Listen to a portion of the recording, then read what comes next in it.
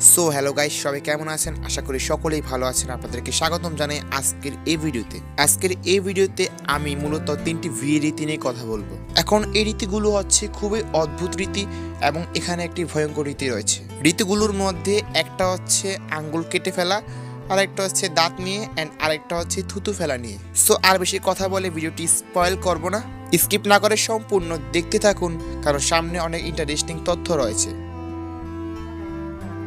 বন্ধুরা, এই রীতিটি পৃথিবীর সবচেয়ে ভয়ঙ্কর রীতিগুলোর মধ্যে একটি। ইন্দোনেশিয়ার পাপুয়া অঞ্চলে বসবাস করে রানী উপজাতি। এই উপজাতির মানুষের বিশ্বাস অনুযায়ী ব্যথা হচ্ছে ভালোবাসার প্রমাণ, আর শারীরিক কষ্ট হচ্ছে মানসিক সুখের প্রকাশ। এই সমাজে যখন বিয়ে হয় অথবা পরিবারে কোনো ঘনিষ্ঠ সদস্য মারা যায়, তখন নারীদের আঙ্গুলের একটা অংশ কেটে ফেলা হয়। হ্যাঁ, আপনি ঠিকই শুনেছেন, সাধারণত পাথর বা ধারালো অস্ত্র দিয়ে আঙ্গুল কেটে ফেলা হয় এবং পরবর্তীতে ক্ষতস্থানে ছাই বা ভেষজ লাগানো হয় রক্ত বন্ধ করার জন্য। বিশ্বাস করা হয় এতে দুঃখ আত্মার ভেতর আটকে থাকে না, পারিবারিক বন্ধন আরও শক্তিশালী হয়, আর নারী তার পরিবার ও স্বামীর প্রতি কতটা নিবেদিত তা প্রমাণ হয়। ভয়ঙ্কর ব্যাপার হলো, অনেক নারী জীবনের একাধিক বিয়ে বা শোকের কারণে একাধিক আঙ্গুল হারিয়েছেন। তবে সুখবর হচ্ছে, আধুনিক ইন্দোনেশিয়ায় এখন এই রীতি আইনগতভাবে নিষিদ্ধ এবং ধীরে ধীরে সেটা বিলুপ্ত হয়ে যাচ্ছে। এখন চলুন আরেকটি অদ্ভুত কিন্তু বাস্তব রীতির কথা বলি। ইন্দোনেশিয়া ও দক্ষিণ পূর্ব এশিয়ার কিছু অঞ্চলে একসময় দাঁত কালো করা ছিল সৌন্দর্যের প্রতীক। আমরা যেখানে সাদা দাঁতকে সুন্দর ভাবি, ওরা ঠিক উল্টোটা বিশ্বাস করত। বিয়ের আগে কনের দাঁতকে গাছের রস, কয়লা বা বিশেষ কালো রং দিয়ে কালো করে দেওয়া হতো। এখন প্রশ্ন হচ্ছে কেন? কারণ তাদের বিশ্বাস অনুযায়ী সাদা দাঁত মানে পশুত্ব, কালো দাঁত মানে সভ্যতা এবং এটি প্রাপ্তবয়স্ক হওয়ার চিহ্ন। বিশেষ করে বিয়ের সময় দাঁত কালো না করলে মেয়েকে অসম্পূর্ণ বা অপরিণত ধরা হতো।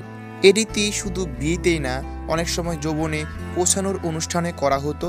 বর্তমানে আধুনিক শিক্ষা বা স্বাস্থ্য সচেতনতার কারণে এই রীতি প্রায় বিলুপ্ত হয়ে গেছে।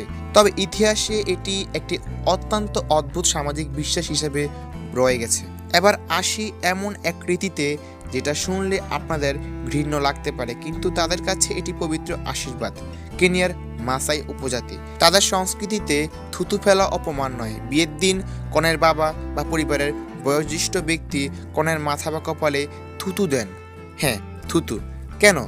কারণ মাসাই সমাজে বিশ্বাস করা হয় থুতু সৌভাগ্য আনে, থুতু দিলে খারাপ নজর দূরে থাকে এবং এতে নবদম্পতির জীবন দীর্ঘ হয়। তাদের কাছে থুতু না দেওয়া মানে কনের প্রতি উদাসীনতা। আরেকটা বিশ্বাস হচ্ছে, মাসাই সমাজে খুব বেশি প্রশংসা করা হয় না, কারণ তারা বিশ্বাস করে অতিরিক্ত প্রশংসায় বদ নজর লাগে। তাই থুতুই সেখানে আশীর্বাদের ভাষা। বন্ধুরা, এই 3টি রীতি আমাদের কাছে ভয়ঙ্কর, অদ্ভুত, এমনকি অমানবিকও মনে হতে পারে, কিন্তু মনে রাখতে হবে সংস্কৃতি ভেদে মানুষের বিশ্বাস ভিন্ন হয়। যেটা আমাদের কাছে অস্বাভাবিক, সেটা তাদের কাছে শতাব্দী পুরনো ঐতিহ্য। তবে সুখবর হচ্ছে, শিক্ষার কারণে এমন অনেক রীতি আজ হারিয়ে যাচ্ছে। আপনার কি মনে হয়, এই রীতিগুলোর মধ্যে কোনটি আপনাকে সবচেয়ে বেশি ভয় পাইয়ে দিল? কমেন্টে জানাতে ভুলবেন না। ভিডিওটি ভালো লাগলে অবশ্যই লাইক দিয়ে রাখুন, আর এমন আরও ভিডিও পাওয়ার জন্য অবশ্যই চ্যানেলটিকে সাবস্ক্রাইব করে রাখুন। আজকের মতো এখান থেকে বিদায়।